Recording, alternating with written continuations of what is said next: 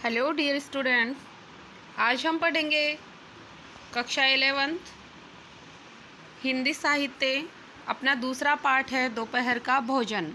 मुंशी प्रेमचंद की ईदगाह कहानी पहला पाठ आप लोगों का पढ़ा हुआ है। दूसरा पाठ देखें, अमरकांत के द्वारा लिखा गया है। सबसे पहले हम अमरकांत के बारे में ही देखते हैं।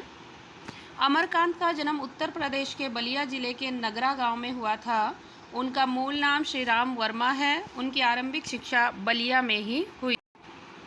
तत्पश्चात उन्होंने इलाहाबाद विश्वविद्यालय से बीए की डिग्री प्राप्त की। साहित्य सर्जन में उनकी बचपन से ही रुचि थी। किशोरावस्था तक आते आते उन्होंने कहानी लेखन प्रारंभ कर दिया था।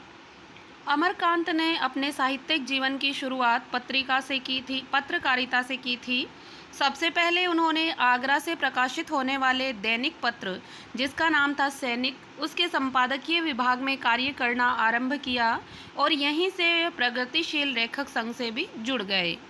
इसके अतिरिक्त उन्होंने दैनिक अमृत पत्रिका तथा दैनिक भारत के संपादकीय विभागों में भी काम किया था।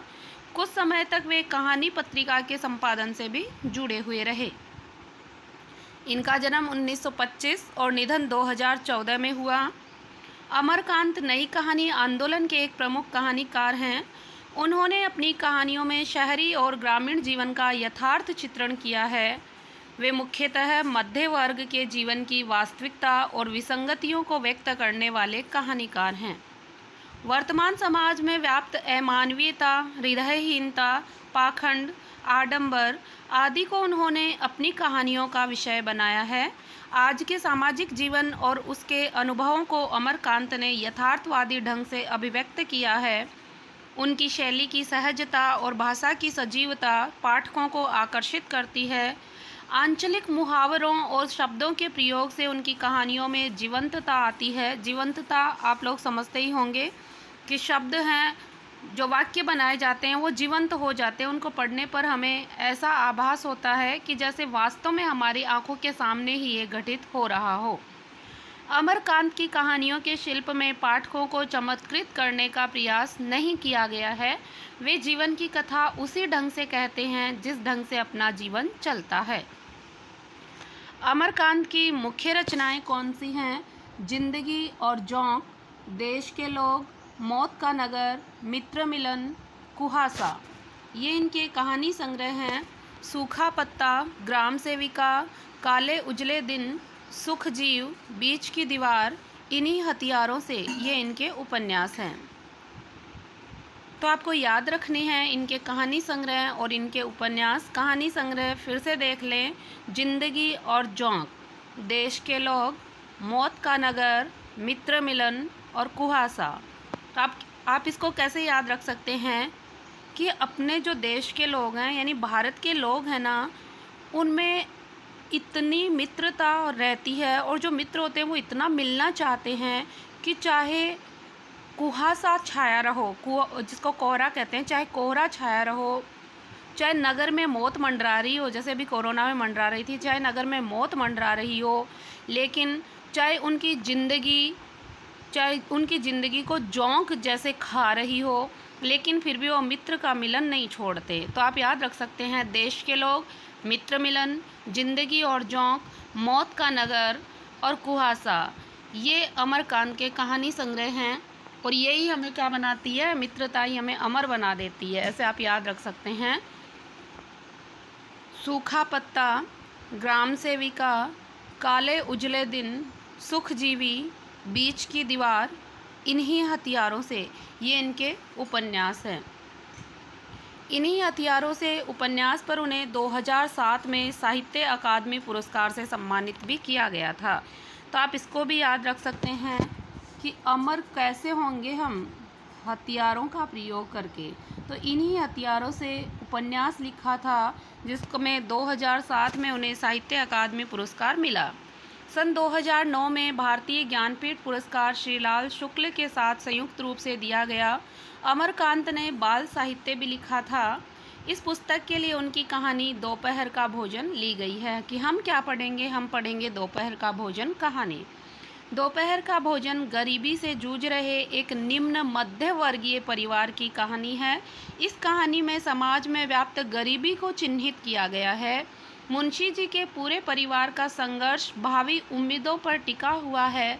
सिद्धेश्वरी गरीबी के एहसास को मुखर नहीं होने देती और उसकी आंच से अपने परिवार को बचाए रखती है।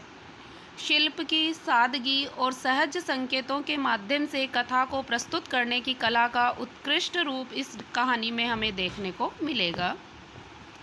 तो अब हम अपनी कहानी शुरू करते हैं। दोपहर का भोजन। सिद्धेश्वरी ने खाना बनाने के बाद चूल्हे को बुझा दिया और दोनों घुटनों के बीच सिर रखकर शायद पैर की उंगलियां या जमीन पर चलते चींटे चींटियों को देखने लगी।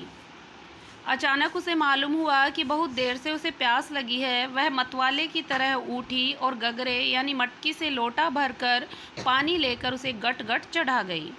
खाली पानी उसके कलेजे में लग गया और वह हाय राम कहकर वहीं जमीन पर लेट गई। लगभग आधे घंटे तक वहीं उसी तरह पड़ी रहने के बाद उसके जी में जी आया। वह बैठ गई, आंखों को मल मल कर इधर उधर देखा और फिर उसकी दृष्टि ओसारे में अध टूटे खटोले पर सोए अपने 6 वर्षीय लड़के प्रमोद पर जम गई। यानी उसका जो सबसे छोटा बेटा है उसका नाम क्या है? प्रमोद। लड़का नंग धड़ंग पड़ा था। उसके गले तथा छाती की हड्डियां साफ दिखाई देती थी। उसके हाथ पैर बासी ककड़ियों की तरह सूखे हुए थे और बेजान पड़े थे। उसका पेट हंडिया की तरह फूला हुआ था। उसका मुंह खुला हुआ था और उस पर अनगिनत मक्खियां उड़ रही थी। वह उठी, बच्चे के मुंह पर अपना एक फटा गंदा ब्लाउज डाल दिया और एक आध मिनट सुन खड़ी रहने के बाद बाहर दरवाजे पर जाकर किवाड़ की आड़ से गली को निहारने लगी। 12 बज चुके थे। धूप अत्यंत तेज हो गई थी और कभी कभी एक दो व्यक्ति सिर पर तौलिया या गमछा रखे हुए या मजबूती से छाता ताने हुए फुर्ती के साथ लपकते हुए सामने से गुजर जाते। यानी धूप में लोग कम ही आ जा रहे थे। 10-15 मिनट तक वह उसी तरह खड़ी रही। फिर उसके चेहरे पर व्यग्रता फैल गई और उसने आसमान तथा कड़ी धूप की ओर गहरी चिंता से देखा। एक दो क्षण बाद जब उसने सिर को किवाड़ से काफ़ी आगे बढ़कर गली के छोर की तरफ निहारा तो उसका बड़ा लड़का, जिसका नाम था रामचंद्र, धीरे धीरे घर की ओर सरकता नजर आया। उसने फुर्ती से एक लोटा पानी ओसारे की चौकी के पास नीचे रख दिया और चौके यानी रसोई घर में जाकर खाने के स्थान को जल्दी जल्दी पानी से लीपने पोतने लगी। वहाँ पीढ़ा रखकर उसने सिर को दरवाजे की ओर घुमाया ही था कि रामचंद्र ने अंदर कदम रखा। रामचंद्र आकर धम से चौकी पर बैठ गया और फिर वहीं बेजान सा लेट गया। उसका मुंह लाल तथा चढ़ा हुआ था। उसके बाल अस्त व्यस्त थे और उसके फटे पुराने जूतों पर गर्द जमी हुई थी। सिद्धेश्वरी की पहले तो हिम्मत नहीं हुई कि उसके पास जाए और वह वहीं से भयभीत हिरनी की भांति सिर उचका घुमाकर बेटे की व्यग्रता को निहारती रही। किंतु लगभग 10 मिनट बीतने के पश्चात भी जब रामचंद्र नहीं उठा तो वह घबरा गई। पास जाकर पुकारा, बड़कू बड़कू, लेकिन उसके कुछ उत्तर न देने पर डर गई और लड़के की नाक के पास हाथ रख दिया। सांस ठीक से चल रही थी। फिर सिर पर हाथ रखकर देखा, बुखार भी नहीं था। हाथ के स्पर्श से रामचंद्र की आंखें खुली। पहले उसने माँ की ओर सुस्त नज़रों से देखा, फिर झट से उठ बैठा। जूते निकालने और नीचे रखे लोटे के जल से हाथ पैर धोने के बाद वह यंत्र की तरह चौकी पर आकर बैठ गया। सिद्धेश्वरी ने डरते डरते पूछा, खाना तैयार है, यहीं लाऊं क्या? रामचंद्र ने उठते हुए प्रश्न किया। बाबूजी खा चुके? सिद्धेश्वरी ने चौके की ओर भागते हुए उत्तर दिया, आते ही होंगे। रामचंद्र पीढ़े पर बैठ गया। उसकी उम्र लगभग 21 वर्ष थी। लंबा दुबला पतला गोरा रंग, बड़ी बड़ी आंखें और होठों पर झुर्रियाँ। वह एक स्थानीय दैनिक समाचार पत्र के दफ्तर में अपनी तबीयत से प्रूफ रीडरी का काम सीख रहा था। कि वह दफ्तर में काम सीख रहा था, ये कागज़ पत्र का काम सीख रहा था, फाइलों का। पिछले साल ही उसने इंटर पास किया था। सिद्धेश्वरी ने खाने की थाली लाकर उसके सामने रख दी और पास ही बैठकर उसे पंखा करने लगी। रामचंद्र ने खाने की ओर दार्शनिक की भांति देखा। कुल 2 रोटियां थी, भर कटोरी पनियाई दाल की थी और चने की तली हुई तरकारी थी। तरकारी यानी सब्जी। रामचंद्र ने रोटी के प्रथम टुकड़े को निगलते हुए पूछा, मोहन कहाँ है?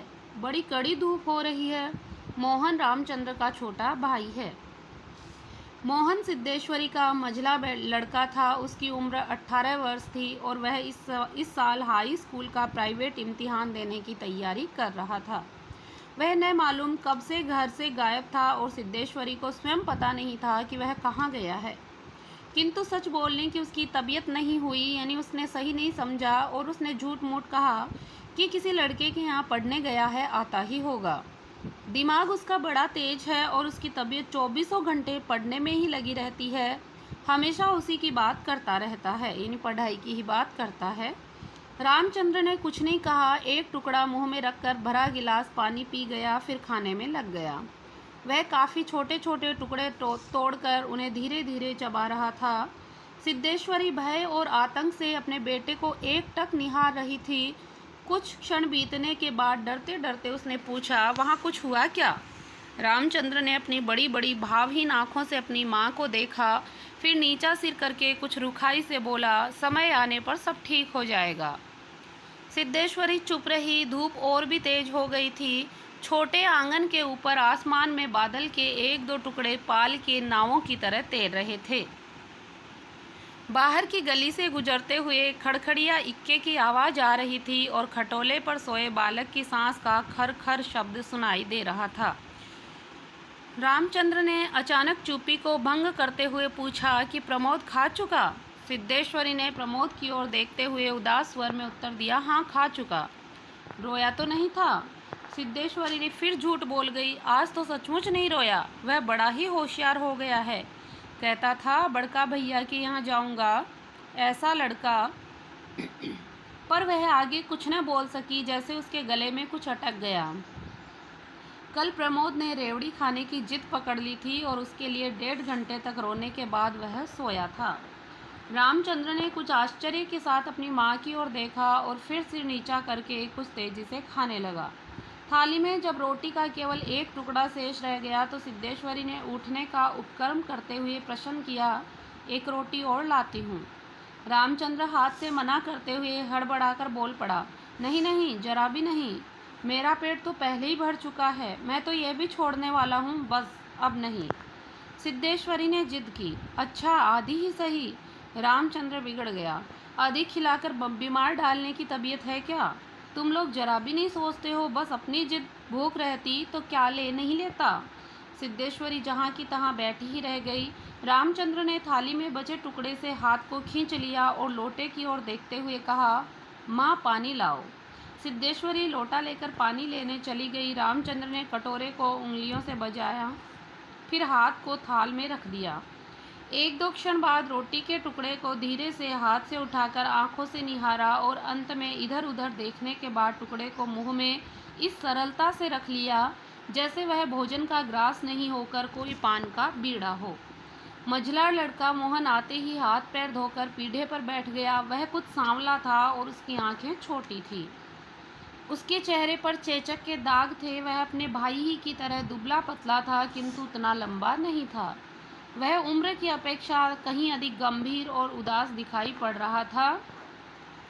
सिद्धेश्वरी ने उसके सामने थाली रखते हुए प्रश्न किया, कहाँ रह गए थे बेटा? भैया पूछ रहा था। मोहन ने रोटी के एक बड़े ग्रास को निगलने की कोशिश करते हुए अस्वाभाविक मोटे स्वर में जवाब दिया, कहीं तो नहीं गया था, यहीं पर था। सिद्धेश्वरी वहीं बैठकर पंखा डुलाती हुई इस तरह बोली जैसे स्वप्न में बड़बड़ा रही हो। बड़का तुम्हारी बड़ी तारीफ कर रहा था, कह रहा था मोहन बड़ा दिमागी होगा, उसकी तबीयत 24 घंटे पढ़ने में ही लगी रहती है। यह कहकर उसने अपने मंझले लड़के की ओर इस तरह देखा जैसे उसने कोई चोरी की हो। मोहन अपनी माँ की ओर देखकर फीकी हंसी हंस पड़ा और फिर खाने में जुट गया। वह परोसी गई 2 रोटियों में से एक रोटी, कटोरे की 3/4 दाल तथा अधिकांश तरकारी साफ कर चुका था। सिद्धेश्वरी के समझ में नहीं आया कि वह क्या करे। इन दोनों लड़कों से उसे बहुत डर लगता था।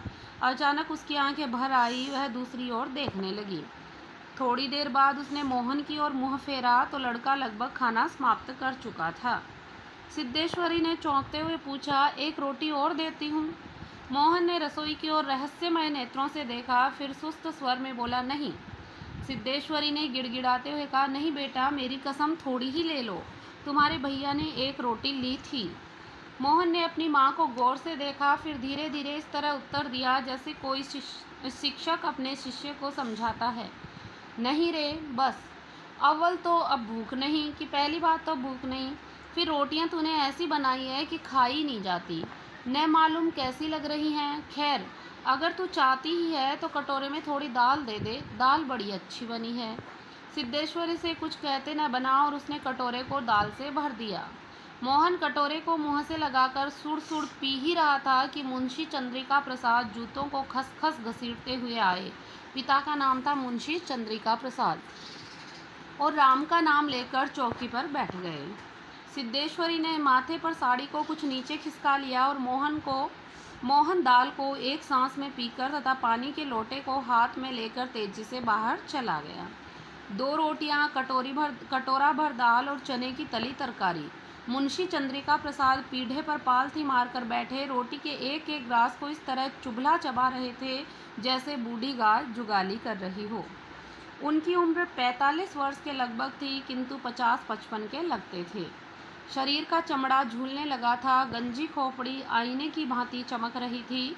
गंदी धोती के ऊपर अपेक्षाकृत कुछ साफ बनियान तार तार लटक रही थी, यानी फटी हुई बनियान थी। मुंशी जी ने कटोरे को हाथ में लेकर दाल को थोड़ा सुड़कते हुए पूछा, बड़का दिखाई नहीं दे रहा? सिद्धेश्वरी के समझ में नहीं आ रहा था कि उसके दिल में क्या हो गया है, जैसे कुछ काट रहा हो। पंखे को जरा और जोर से घुमाती हुई बोली, अभी अभी खाकर काम पर गया है, कह रहा था कुछ दिनों में नौकरी लग जाएगी। हमेशा बाबूजी बाबूजी किए रहता है। बोला, बाबूजी देवता के समान है। मुंशी जी के चेहरे पर कुछ चमक आई, शर्माते हुए बोले, क्या कहता था कि बाबूजी देवता के समान है? बड़ा पागल है। सिद्धेश्वरी पर जैसे नशा चढ़ गया था। उन्माद की रोगिणी की भांति बड़बड़ाने लगी, पागल नहीं है, बड़ा होशियार है, उस जमाने का कोई महात्मा है, मोहन तो उसकी बड़ी इज्जत करता है। आज कह रहा था कि भैया की शहर में बड़ी इज्जत होती है, पढ़ने लिखने वालों में बड़ा आदर होता है, और बड़का तो छोटे भाइयों पर जान ही देता है। दुनिया में वह सब कुछ सह सकता है, पर यह नहीं देख सकता कि उसके प्रमोद को कुछ भी हो जाए। मुंशी जी दाल लगे हाथ को चाट रहे थे। उन्होंने सामने की ताक की ओर देखते हुए कुछ हंसकर कहा, बड़का का दिमाग तो खैर काफ़ी तेज है, वैसे लड़कपन में बड़ा नटखट भी था, हमेशा खेलकूद में ही लगा रहता था। लेकिन यह भी बात थी कि जो सबक मैं उसे याद करने को देता था, उसे बर्राक रखता था, कि जो भी मैं उसे याद करने के लिए कहता तो उसको रट कर रखता था। असल तो यह है कि तीनों लड़के ही काफ़ी होशियार है। प्रमोद को कम समझती हो? यह कहकर वह अचानक जोर से हंस पड़े। मुंशी जी 1.5 रोटी खा चुकने के बाद एक गिलास से युद्ध कर रहे थे। कुछ कठिनाई होने पर एक गिलास पानी चढ़ा गए, फिर खर खर खांस कर खाने लगे।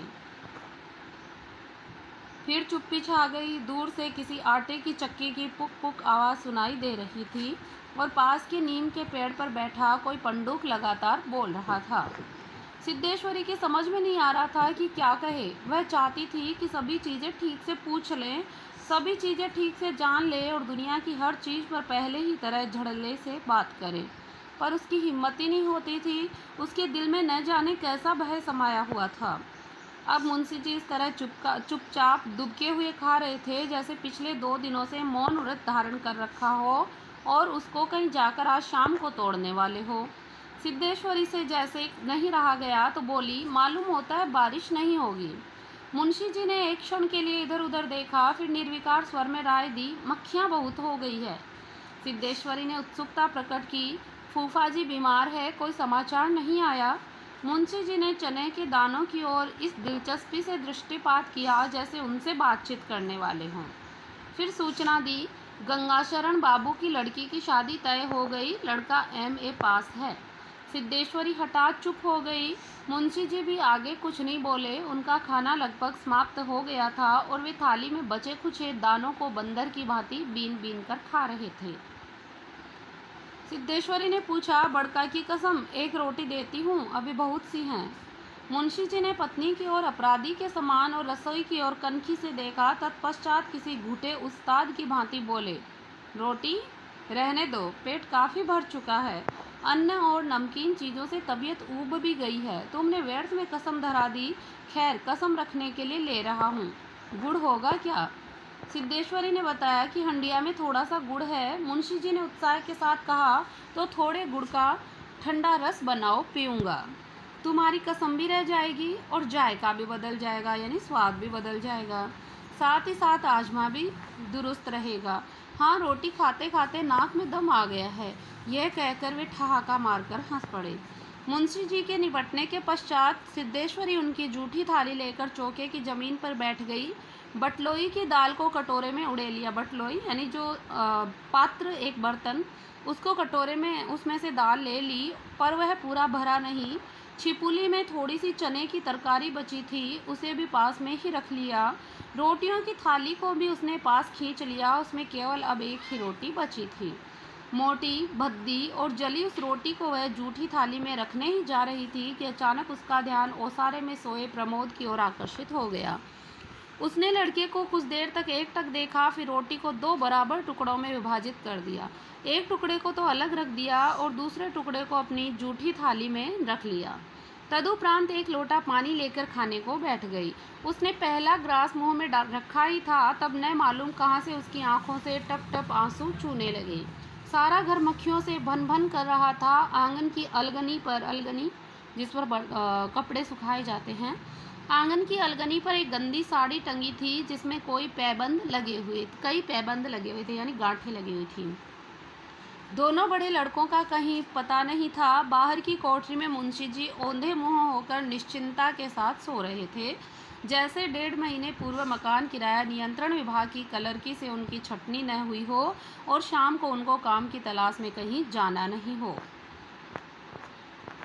इस प्रकार से ये बता रहे हैं कि उनकी नौकरी छूट गई है और उनका मकान भी उनसे ले लिया गया है, और ऐसा लग रहा था जैसे वो निश्चिंत हो गए हैं।